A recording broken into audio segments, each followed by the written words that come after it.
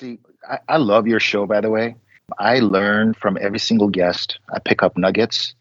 I don't necessarily agree with everyone's strategy, and I'm sure they don't agree with mine, but I would say that it's been one of the best podcasts I've ever tapped into because I get so many different perspectives. And that's why I'm here, because I think this is a nice golden nugget that doesn't really apply to everybody, but it can benefit some people because it's sort of a hidden secret in an IRS rule. I'm like, I'm not going to want to raise the bar on my lifestyle. I just don't want to be somebody's slave anymore. I just want to hang it up and enjoy life because it's short. So he said, yep, you can do it. You can make more than what you make now and still not deplete the principal and be okay. Welcome, millionaires and future millionaires. You're listening to the Millionaires Unveiled podcast, a show where you'll hear the stories and interviews of everyday millionaires. We'll unveil their decisions, their strategies, and their portfolio allocation. Now to your host, Jace Mattinson. Welcome to the Millionaires Unveiled podcast. This is episode number 305. Stace, you've been thinking about this all week, haven't you? What's going on in your world? No, I haven't been thinking about it all week, but I think we need to clear the air because we got in trouble you got in trouble. It's your podcast. I'm guilty by association, but I think we should clear the air. We got in trouble for the audio on the intro last week. Why don't you spill the beans? I know. Sorry, everybody. I'm going to hold myself more accountable. Stacy too, because she's going to be a permanent fixture on this podcast. So hopefully we're trying to negotiate still, trying to bring her in. Everybody keeps asking for her. You should see the reviews, the emails I get. They're all asking for you. They really are. I've showed you. It's ridiculous. I have no idea what I'm doing. I'm a complete amateur. Says the one who's actually had formal media and communication training and essentially communicates with the public and people on TV and all sorts of stuff for a living. At any rate, the deal, sorry everybody, when that was recorded, we just gotten done with the road to Hana and internet, audio, the situation was not planned. We drove the back road on the way back from Hana. Where's the road to Hana? In Hawaii, in Maui. And yeah, I don't have an excuse. It's just the situation. Yeah, we had to record it outside. Kids were sleeping in our all shared hotel room that night. So we don't want to wake anyone up. It'd been a long day and tried recording outside, which didn't go quite as well. So sorry about that in Jace's behalf because this is his podcast and not mine. But I probably suggested it.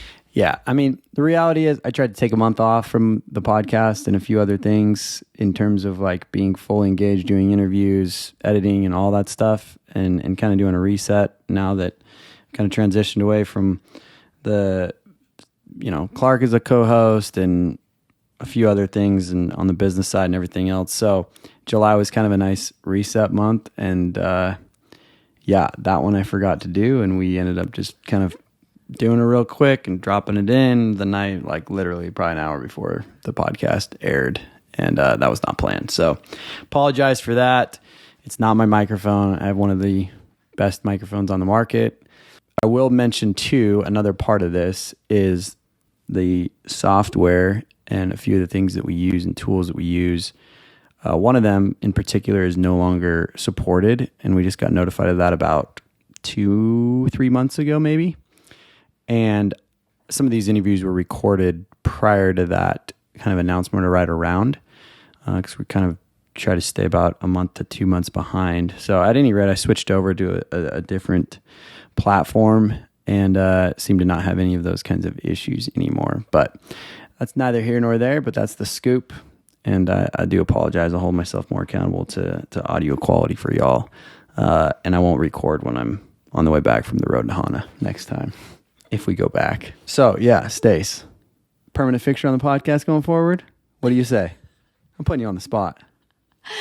I mean, I'm in. You just got to tell me more than 5 minutes ahead of the interview, which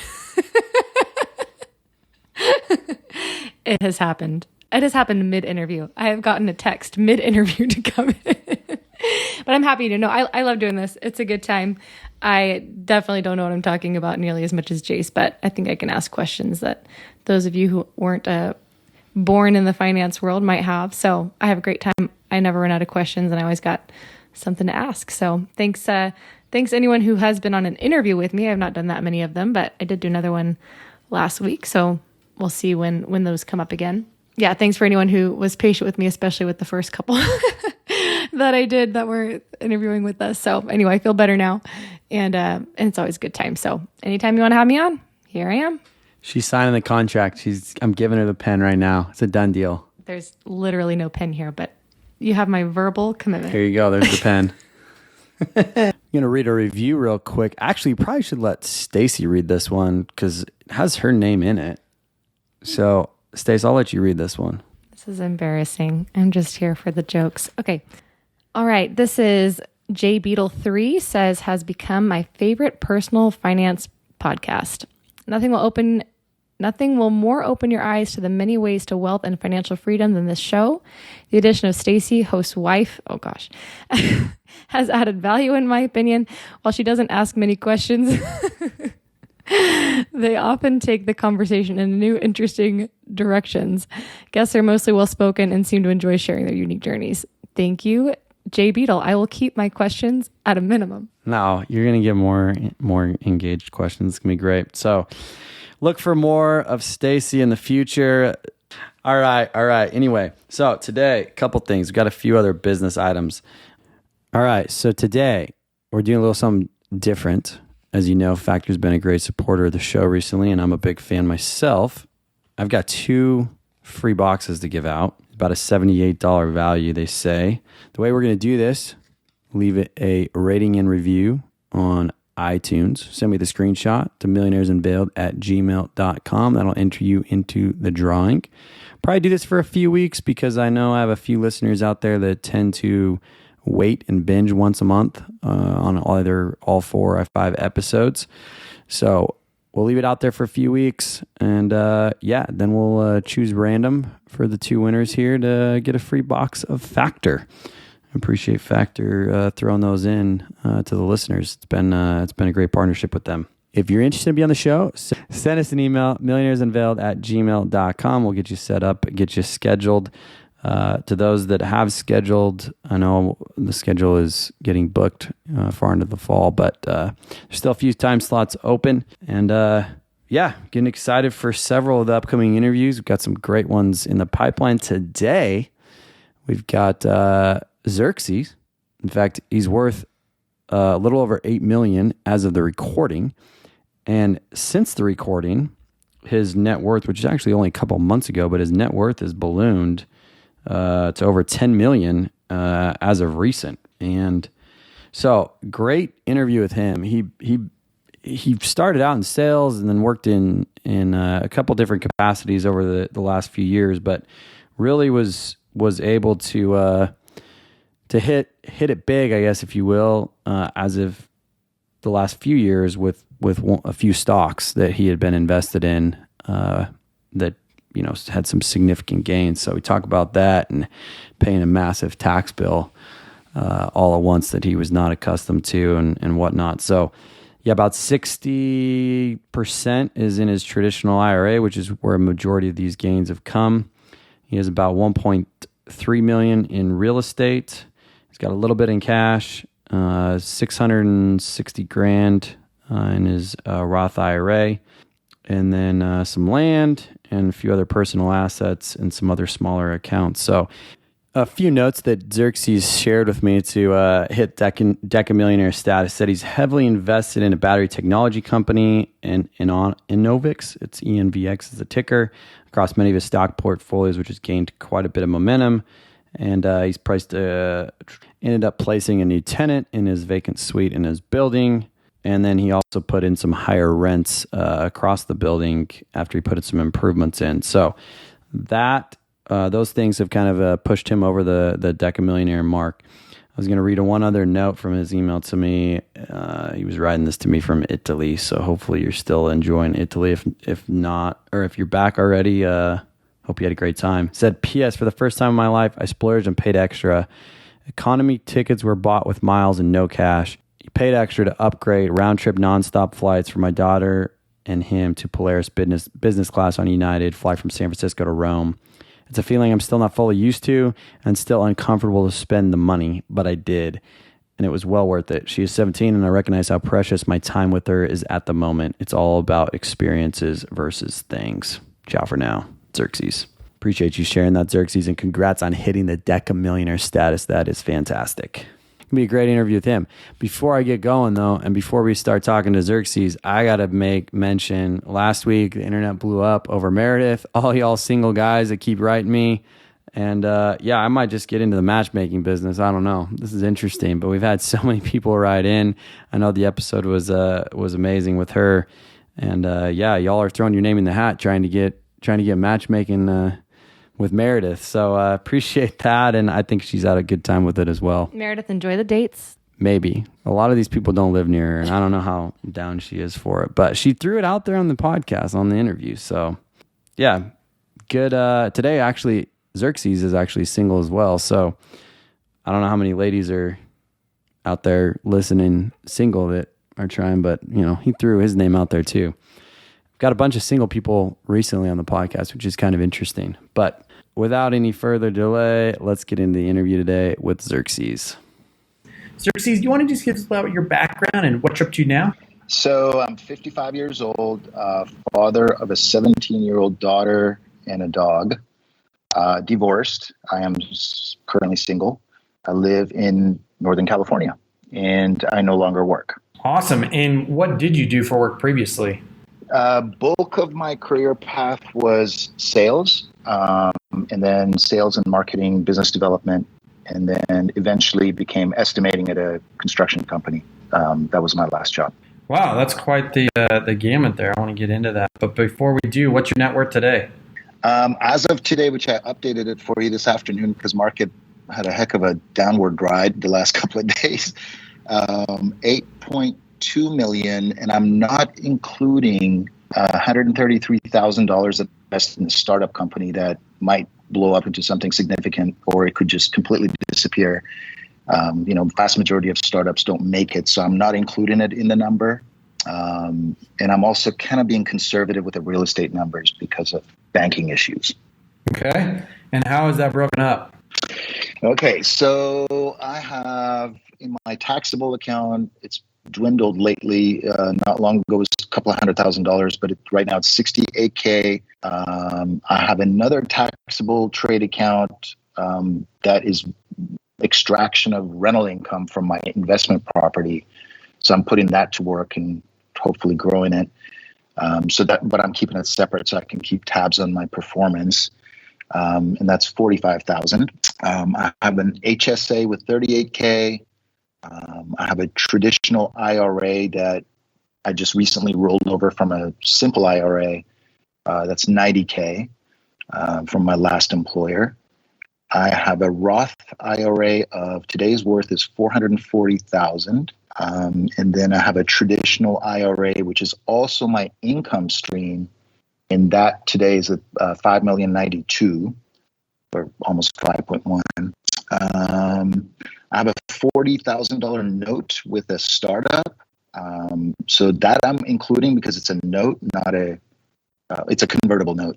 And it's 40,000, and it's going to have a 7% return. Between my car and my camper, teardrop camper that I go out and adventure with, 130K is I'm estimating. And then real estate is about 26% of my total portfolio.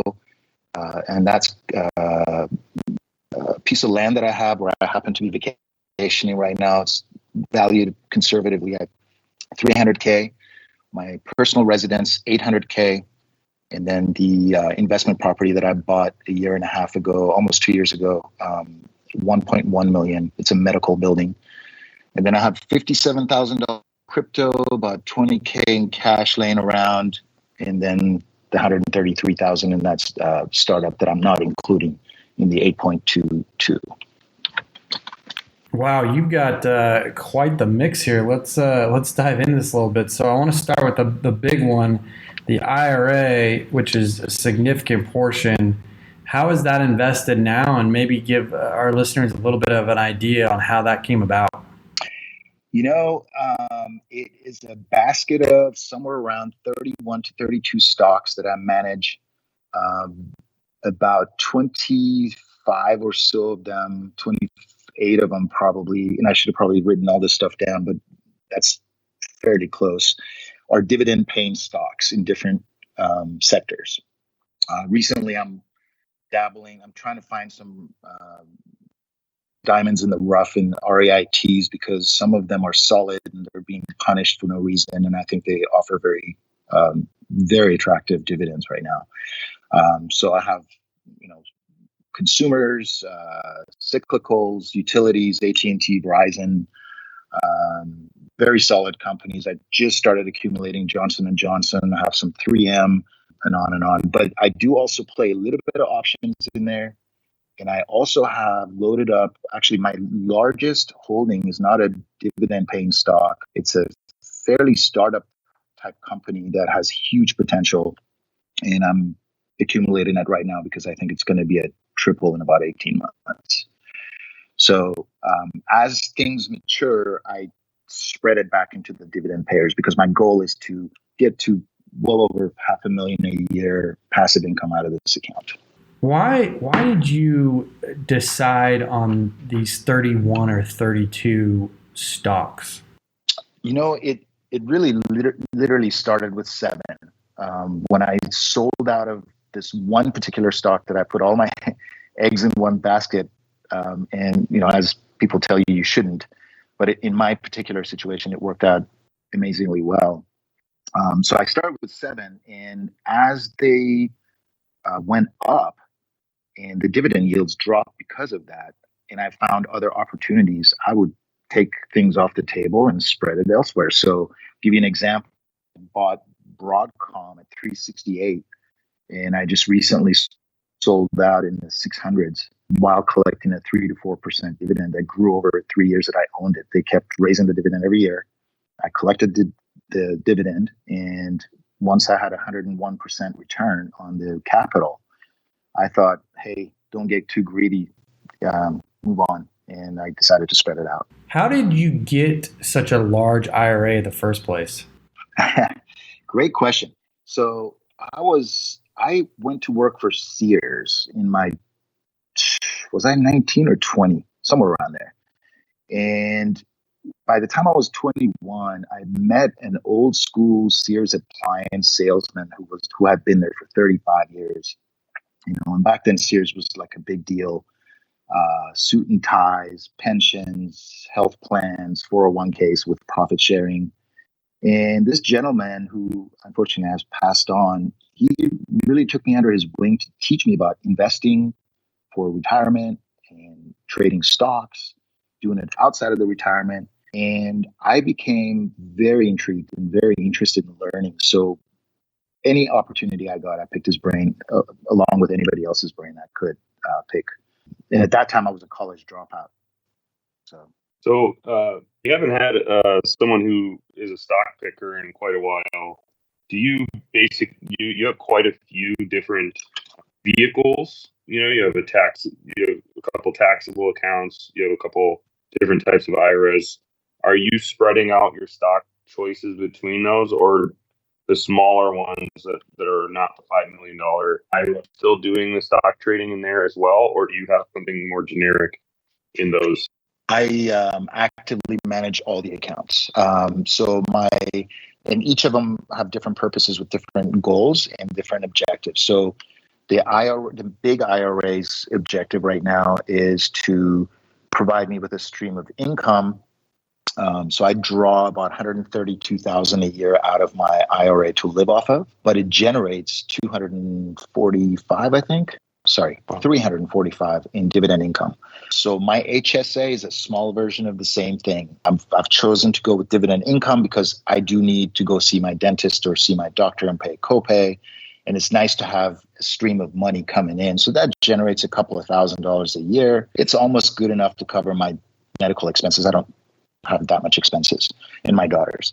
So those are the dividend focused accounts, whereas my trade account is more about growth. My buildings account is more about growth. And frankly, I don't want capital gains there.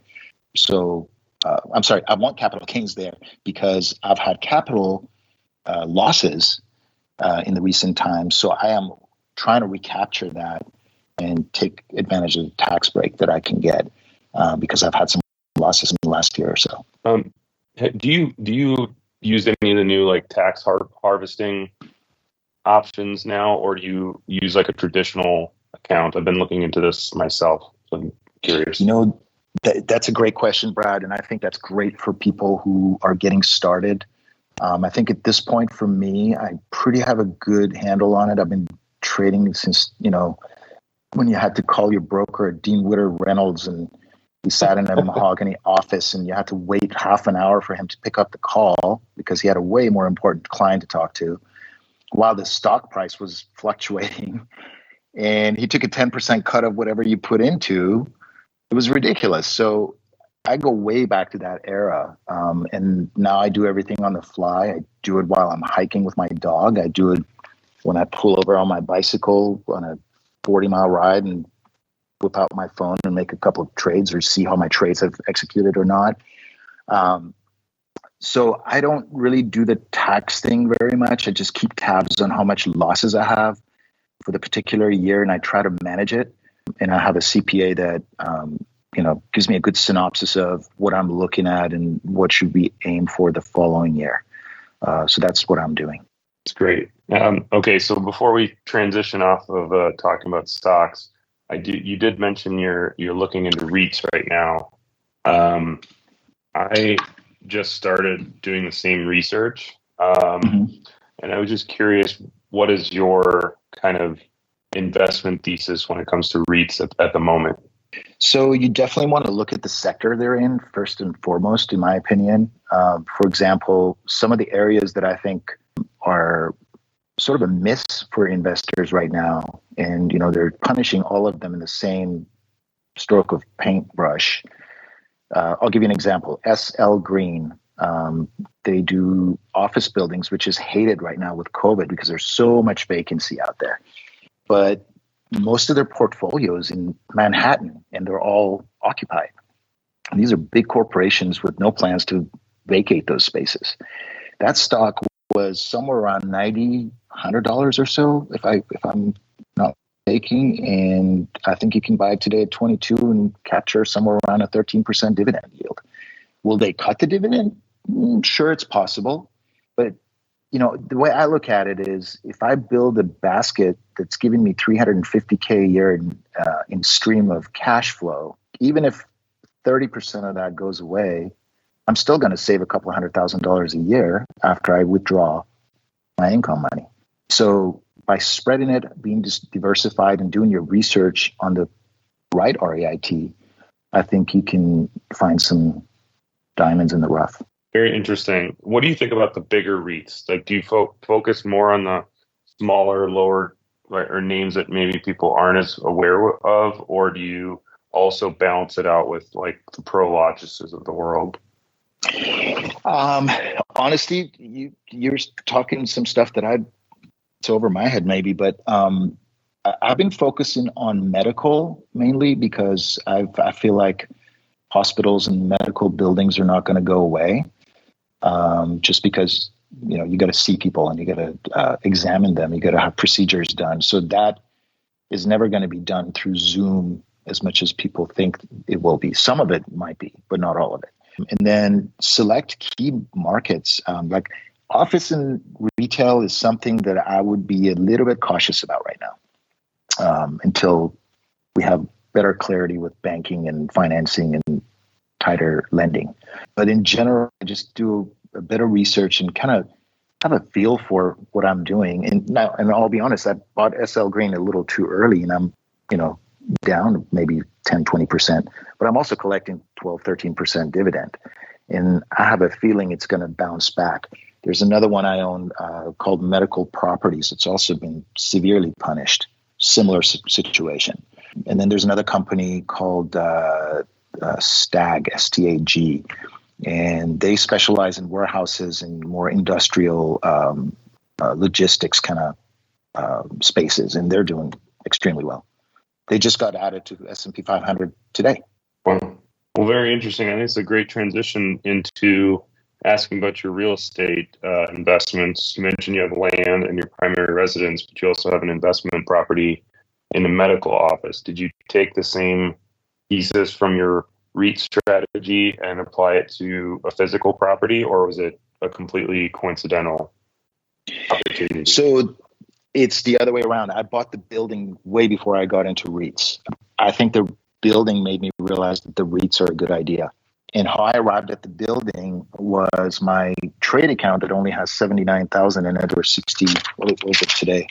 68,000, I think, was the balance today. That account, after I retired, only had about $600,000 in it. After I purchased my car, did all the improvements to my home, paid off the mortgage.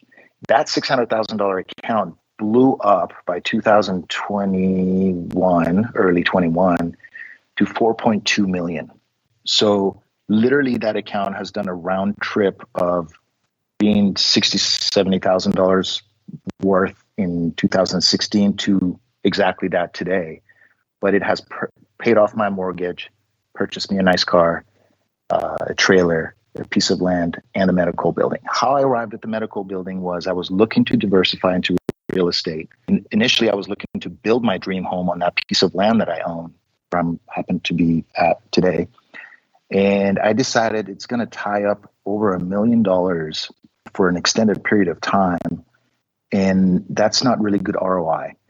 So I decided to start looking for real estate. And I quickly realized that housing to me felt overpriced and frothy.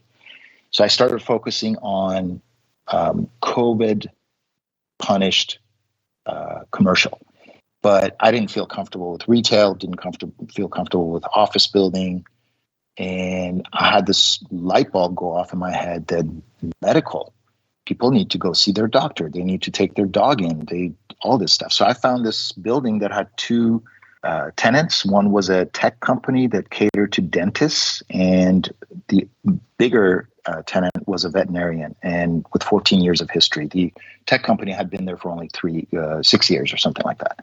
So I felt comfortable. Then I did some research on lending because I wanted to see, should I borrow the money or should I buy it cash? And because of COVID, two lenders that I talked to, they both said, don't try to sign a deal for a 30 or 90-day close because the banks are taking 6 months to fund. What that immediately told me was cash is king, and I can negotiate a killer deal if I come to the table with a cash deal, because these guys know that they're not going to want to be tied up in this transaction for 6 months. So much uncertainty with COVID. And they were asking 1.2 million, and I picked it up for 1 million.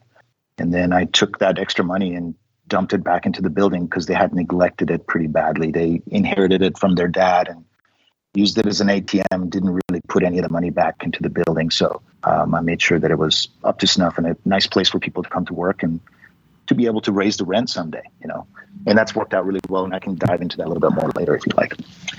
Yeah. Before we do, you've had all this kind of success with your traditional accounts, but you're also retired before traditional retirement age. And one thing that we were discussing a little bit before the show was how you basically structured your lifestyle around withdrawing from some of that and then living on some of this income that comes from this medical building. So I'd be curious to dive in a little bit on the strategy that you're using to tap those IRAs before you're 59 and a half and why you chose to do so.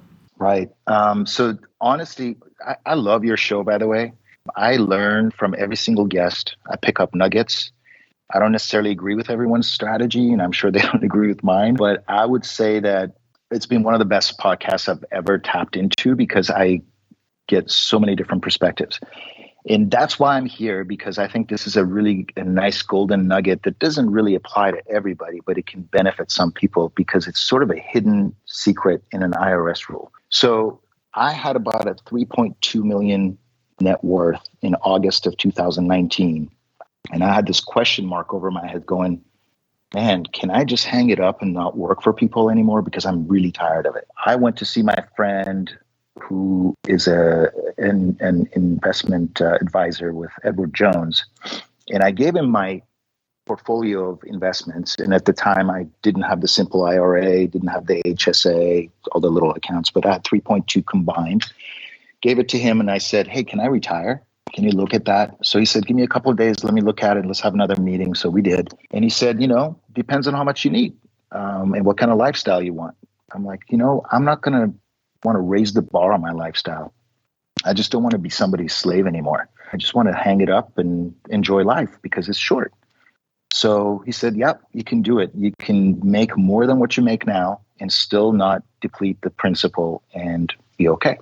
But in that meeting, he put me in touch with a tax guy who really was amazingly knowledgeable. And I had an hour consult with him, or maybe a half hour.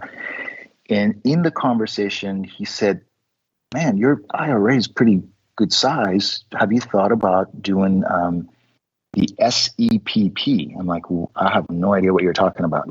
He said it's a substantial equal portion payment. And it's an IRS rule. You file a form called 72T, and the T's in parentheses. And this particular form, you're making a commitment to take the exact same amount of money out of that account per the IRS's calculator. And they have 3 different calculators, and you can choose which math. And you need to withdraw either that amount or something lower. But the scary thing about committing to this is that you cannot change a thing about this once you sign up for it, because once you do, like if you accidentally put $2 into that account as a deposit, the IRS can go back to the date of the withdrawals and penalize you 10% for all the years that you've been withdrawing. So you need to be really careful that your plans don't change. Nothing devastating is going to come up in your finances, and your lifestyle is not going to change, and that you can stick to this program. And then the other rule is you have to stick to this until at least 5 years or until you're 59 and a half. In my case was going to be 59 and a half because I did this when I was 51. Whichever is later is what they stipulate. So I signed up for it. And, the math of the calculator was 150 something, I think. And I said, I'll take out 132. And then my goal was to generate twice as much as that in dividends. And I've already exceeded that. So I feel like I'm still saving a couple $100,000 a year, which is great. Man, that's pretty crazy. And I don't think we have had a guest on the show that has utilized the 72T as far as retiring early, planning to. When you hit 59 and a half, do you plan to adjust that at all? Or does your strategy change? Great question. And I've thought about that a lot. I'm probably going to loosen up a little bit and not stick to the 132K that I take out now. Although I have rental income now from the building too, so I don't know if I necessarily need to increase that, but I probably will. But knowing me, I'll never take out as much as it generates. I'll probably want it to grow and continue to grow. How did you arrive at the 132? 11 grand a month. I felt like that was good. I was making at my job $100K a year, so I knew I got rid of my mortgage. But then I also knew that I was going to have a hefty medical bill or medical premium bill for myself and my daughter that was going to only increase year over year because that's how it is, unfortunately, in our society. And so I figured that 30% increase in pay will offset the inflation / medical premium increases until I get to 59 and a half. What I didn't count on is buying a building. So that really helped along the way because that gave me additional infusion of cash and income. And where did you get the money to buy that building again? It was that trade account that went from 600K after retiring to 4.2 million. Wow. And I had to give IRS in state of California 1.7 million, 1.7 plus. It was like 1.750 in taxes in 2021 for the year of 2020. So that account depleted quickly because I owed so much taxes on it. It was all short-term gains, taxed to the max. I literally had to cut it in half in taxes.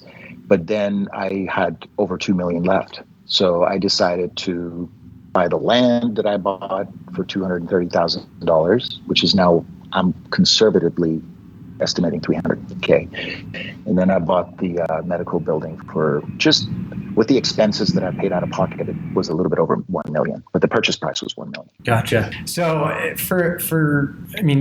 walk me through just the mindset and the psychology of you've made, call it $100K in your last job or whatever. You've decided to pay off your house. I mean, what is it like writing a check for a tax bill that's a significant amount of money? I mean, it's what you probably made over decades in one fell swoop all of a sudden because you made so much in that investment account. Oh, you're so spot on, Jace. It's so funny.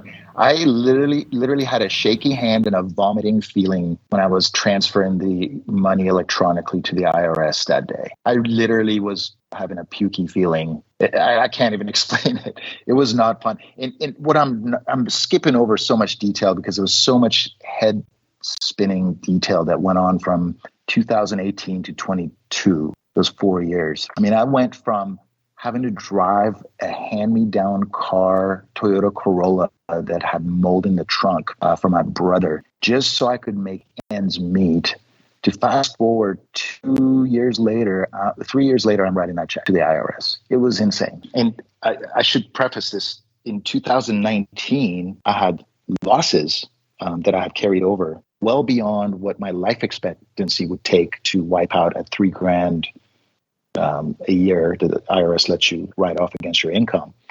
So in 2019, I paid about $500,000 taxes for that year. And in 20, I paid 1.7. And then I had to get a CPA because I went from TurboTax guy in 2019 to, hey, I need some professional help here. I don't know if I'm going to get myself in trouble and I don't want to go to jail for doing something stupid. So my tax guy, his mind was blown. He had no idea what SEPP was. I had to educate him on what that was. But one of the great things that I did was hiring him because not only he helped me with that, making sure my taxes were done correctly, he got me on a quarterly payment program because what I also didn't know is that when you make that kind of money, you got to pay quarterly taxes. And I hadn't been. So I had to pay some penalties, which was nominal. But he got me all caught up and cleaned up. And he actually, and if you want to touch on that later, he played a big role in me buying the medical building too, which had to do with depreciations and so forth. We can talk about that too if you like. So Xerxes, when you come into that kind of money, and I have to say you gave me some PTSD talking about writing that check to the IRS. Yeah. If you had predicted it earlier, and this is kind of a question that I ask a lot of investors, would you have been more or done more in your tax planning? Or would you just keep doing what you're doing because you're clearly really good what you're doing and you just factor in that you're going to have to pay taxes? It's part of your job really is stock picking. And, do you, or would you have had more tax strategy or tax planning, hindsight 2020? Yeah. So the really smart people have that tax planning thing down. This just went too quick and I don't know. It was mainly a lot of options. I had options in a company that I made most of my money in, Enphase Energy, which is a solar company. They make inverters for the back of the panel. But I also loaded up on options in that account. So what happened was I did something crazy. I put a couple $100,000 in options of Enphase and then Tesla. And literally one day, both of them had an earnings report. And the next day, I made $1 million. And the next day, I made another $1 million. Granted, the third day, I gave 750 of that back in sell-offs. But it was one of those things that it was happening too quick, too fast. And I wasn't trying to be greedy. I just had conviction. And yeah, I mean, if I could manage to pay the IRS $500,000 instead of 1.7 and change, of course I would have liked to keep that 1.2 million. But so yeah, to answer your question, I think I would have managed it better if I could, but it was a cash account, short-term positions, short-term holds. So I had to pay the taxes. That makes sense. So, okay, walk me through day one and day two. Were you just sitting there like biting your nails? Like watching the ticker, like a Gordon Gekko kind of thing, or like what was going through your head at that moment? Oh, So I was an estimator for a construction company, and I was working on a $2-3 million project in my office, looking at the blueprints. And I just sat there and I couldn't even concentrate. I'm like, what am I doing here? And that's when I decided to give notice. I made an appointment with the owner of the company, who happens to be a friend. He's the CEO. And I said, hey, let's have coffee tomorrow if you have a few minutes. Agreed. And I told him, hey, I got to get out.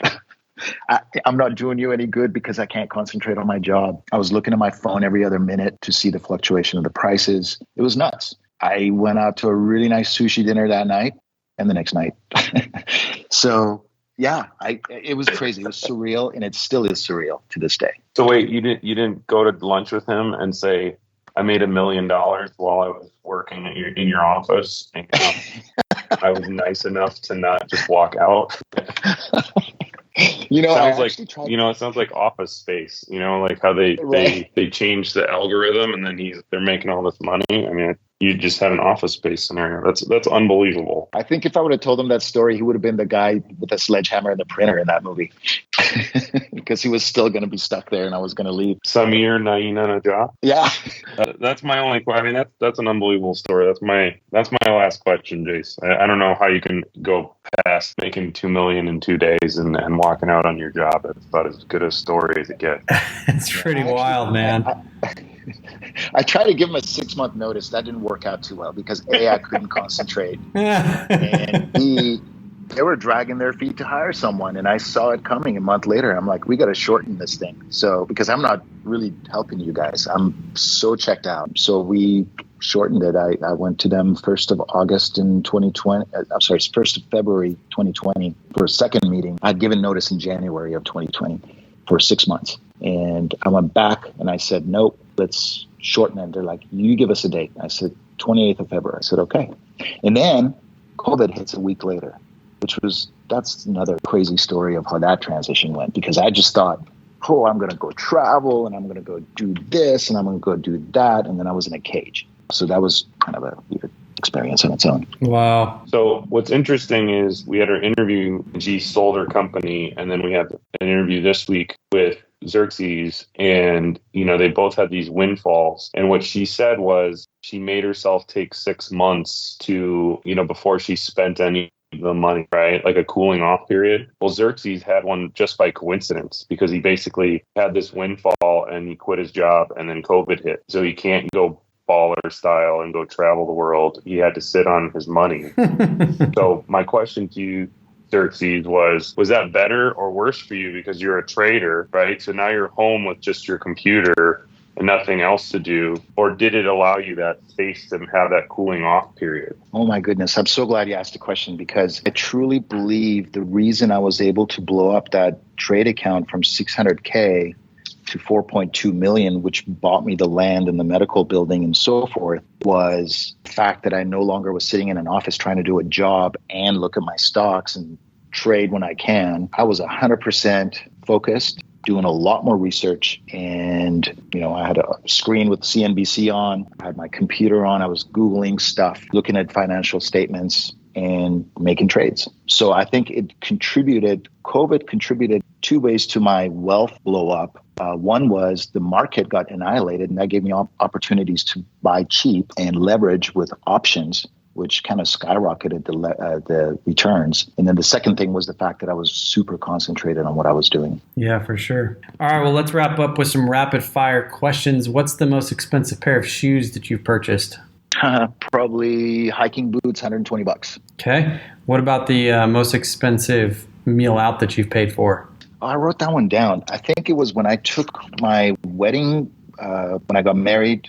I got married in Kauai, and 10 total guests, including myself and the bride, somewhere around $1,200–1,300. Okay. What about the most expensive car that you've purchased?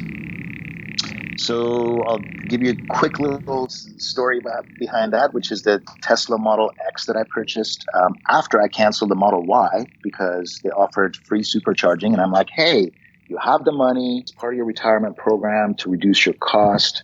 With inflation, you don't have to pay for gas anymore or pay for supercharging. So buy the X. So I talked myself into it. And ironically, fast forward now, in about 2 weeks, Tesla's going to write me a check for my car and take it back because it's a lemon and I'm stepping down to a Model Y, which is what I was going to get originally, except for I'm getting the performance model this time. And I'm going to have $40,000 to probably renovate my medical building for a new tenant who wants to come in and do some stuff to the building. Okay. What about the most expensive experience or trip that you've been on?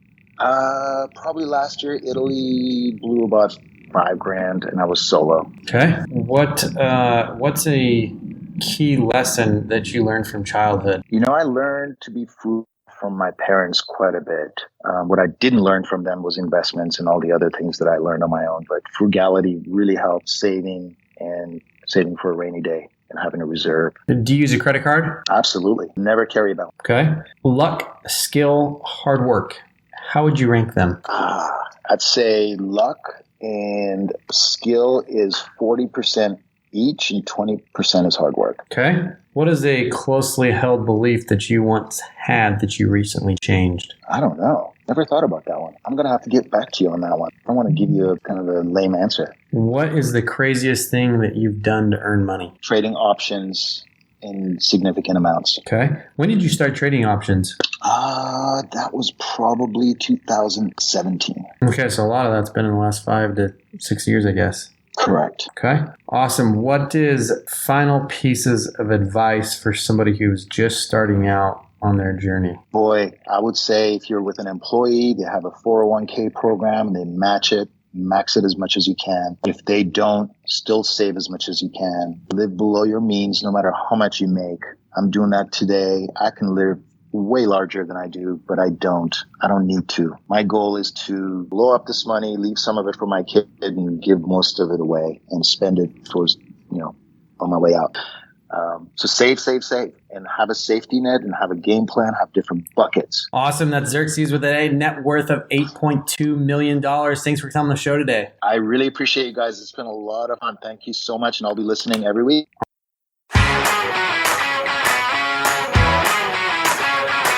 Thanks for listening to the Millionaires Unveiled podcast with Jace Mattinson. For more stories, investment opportunities, and information, check out our website, millionairesunveiled.com. See you next time when you'll hear from another everyday millionaire.